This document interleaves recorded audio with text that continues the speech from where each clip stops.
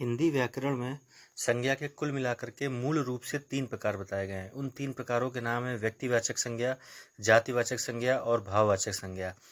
इसके अतिरिक्त कभी एग्जाम में प्रश्न आए कि संज्ञा के कुल प्रकारों की संख्या कितनी है, तो हमेशा आंसर दिया जाएगा 5।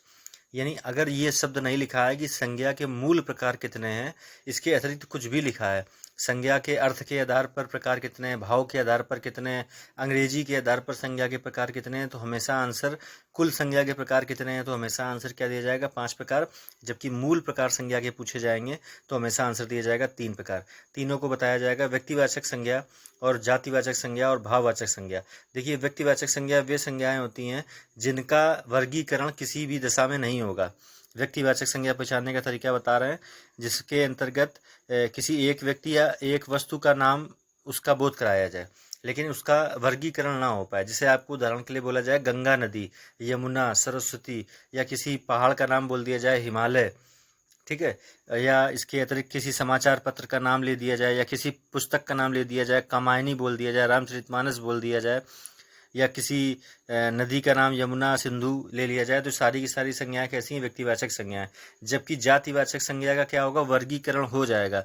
यहाँ पर किसी जाति के किसी विशेष वर्ग के संपूर्ण जाति का बोध हो रहा होगा। जैसे अभी जितने भी हमने नाम लिए, जैसे मान लीजिए कि नदी का नाम ना लेकर के केवल शब्द लिखा हो नदी, पहाड़ का केवल अलग से नाम न लिखा हो, केवल लिखा हो पर्वत, पर्वत शब्द का वर्गीकरण हो जाएगा। किस बहुत सारे पर्वत हैं इसलिए अलग अलग। नदी शब्द का वर्गीकरण हो जाएगा क्योंकि बहुत सारी नदियां हैं, गंगा, यमुना, सरस्वती, बहुत सारी नदियां हैं।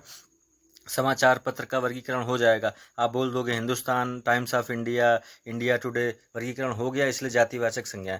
इसी के बाद में जब अंतिम संज्ञा का प्रकार है भाववाचक संज्ञा, इसमें कहा जाता है कि जिस संज्ञा से किसी व्यक्ति या वस्तु के गुण, धर्म या दशा का बोध हो। स्पष्ट शब्दों में समझिए, जिस संज्ञा से जिसको न देखा जा सके, न छुआ जा सके, केवल महसूस किया जा सके, उसे भाववाचक संज्ञा कहते हैं। बस, जैसे मिठास शब्द लिखा हो, खटास लिखा हो, इन सबको आप देख छू नहीं सकते हैं, केवल महसूस कर सकते हैं। जातिवाचक संज्ञा के 2 भेद होते हैं, इसीलिए 5 संज्ञा के भेद बन जाते हैं, द्रव्यवाचक संज्ञा और समूहवाचक संज्ञा। द्रव्यवाचक संज्ञाएं वे होती हैं जो नाप तौल में प्रयोग की जाती हैं। जैसे कि आपने देखा होगा दूध, दही, तेल, पानी, सोना, चांदी, ये सब किस में आ जाएंगे, द्रव्यवाचक संज्ञा में। और अंतिम प्रकार होता है समूहवाचक संज्ञा, ये भी जो है जातिवाचक संज्ञा का ही एक भेद है। समूहवाचक संज्ञाएं वे संज्ञाएं होती हैं जिससे किसी व्यक्ति विशेष के समूह का बोध हो, उसे समूहवाचक संज्ञा कहते हैं।